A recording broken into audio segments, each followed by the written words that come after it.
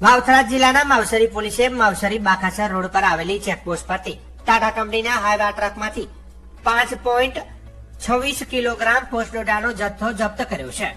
આ કાર્યવાહીમાં 2 આરોપીઓની ધરપકડ કરવામાં આવી છે અને કુલ રૂપિયા 20,85,390 નો મુદ્દામાલ કબજે લેવામાં આવ્યો છે।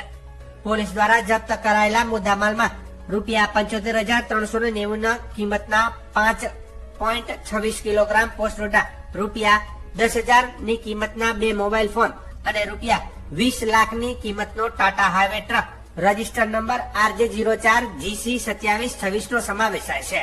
આ તમામ મુદ્દામાલની કુલ કિંમત 20,85,390 થાય છે। સરહદી રેન્જ કચ્છ ભુજના પોલીસ મહાનિરીક્ષક ચિરાગ કોરડિયા અને વાવથરા જિલ્લા પોલીસ અધિક્ષક ચિંતન તેરિયાની સૂચના તથા થરાદ વિભાગીય નાયબ પોલીસ અધિક્ષક SM વાળોદરિયાના માર્ગદર્શન હેઠળ આ કાર્યવાહી કરવામાં આવી હતી।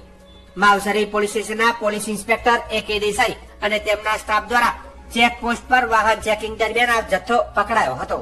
આ કેસમાં પકડાયેલા આરોપીઓમાં ઇસ્માઇલ બચુભાઈ સિંધી, રહે સિંહાણિયા, તાલુકો શેડવા, જિલ્લો બાડમેર, રાજ્ય રાજસ્થાન અને કિશન ભૂટારામ માજીરાણા, રહે ધુરાવા, તાલુકો શેડવા, જિલ્લો બાડમેર, રાજસ્થાન નો સમાવેશ થાય છે।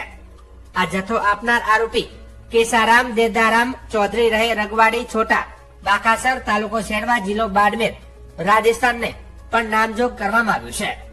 માવસરી પોલીસ સ્ટેશનમાં આરોપીઓ વિરુદ્ધ NDPS એક્ટ હેઠળ કાયદેસરની કાર્યવાહી પણ હાથ ધરવામાં આવી છે।